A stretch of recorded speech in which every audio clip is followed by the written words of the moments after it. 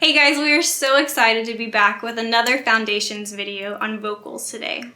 And here at Grace Worship, we strive to create a full, clear, and blendable sound when singing. And we hope to achieve a resonance or blend that receives its power primarily from our chest voice, rather than a sound or blend that's coming from our head voice. This helps us to stay within the lanes of contemporary worship sound. And so today we're going to start with breath support. Breath support is foundational for all vocalists, not only to achieve that sound that we're looking for, but also to help us stay on pitch, sustain our notes for longer, and to achieve full volume. And so we have to start by talking about our diaphragm. Our diaphragm is a muscle that's in between our lungs and our organs beneath, and it moves up and down whenever we breathe in and out. So first, let's start with proper posture. So make sure that your shoulders are back and your head is tall, which will allow you to take deep breaths into your diaphragm. And so Haley is going to demonstrate. We'll start with a bad example, a breath that is really shallow and goes only to your chest.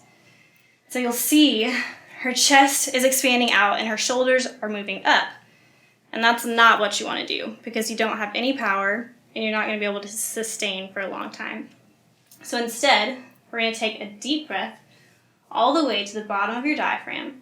And so her rib cage expands and her stomach expands, but her chest and her shoulders remain steady. Awesome. She's also going to show us a breathing exercise that you can practice at home. So she's going to take a deep diaphragm breath, and then she's going to release the air on a TS sound. And so take a deep breath and let it out. And you can see that her chest did not rise, shoulders did not rise, and she's using the power from her core to keep a steady stream of air while she's releasing. That's great. And so when you're at home, whenever you have a chance, you can make sure that you're standing up and you can practice and see how long that you can hold and sustain that stream of air. And you can practice going for longer and longer increments of time.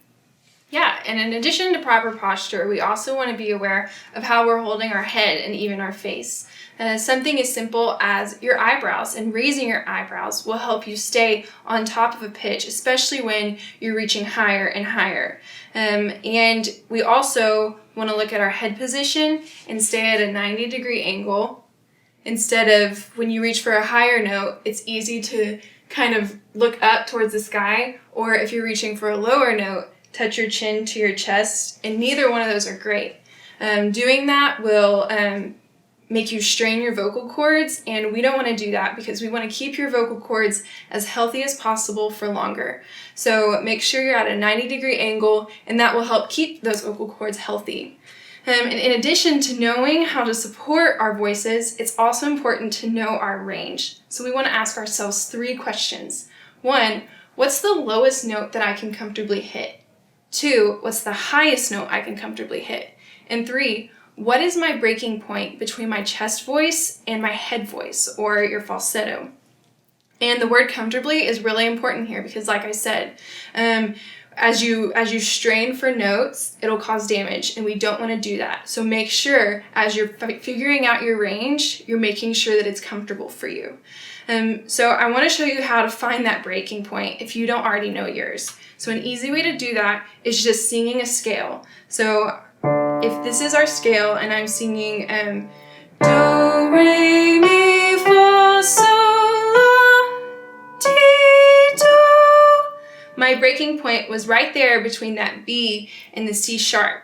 And so I know that, say I'm at a Sunday morning and I need to hit one of those notes, I know that I need to really be aware of what voice I'm singing in.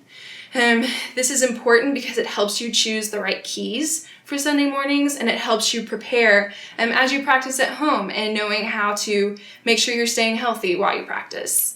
And if you want to learn how to safely expand your range, we've attached some links down below. Awesome. So to wrap it up, we've talked about how it's really important to know your personal range and to support your voice by engaging your core and your diaphragm. So you can grow in this by practicing breathing, diaphragmatic breathing, those breath exercises that Haley demonstrated, and you can figure out where your personal range is and where your break is. So if you've got any questions, feel free to reach out to us. You can email us at worship@grace-bible.org, and we hope to see you again.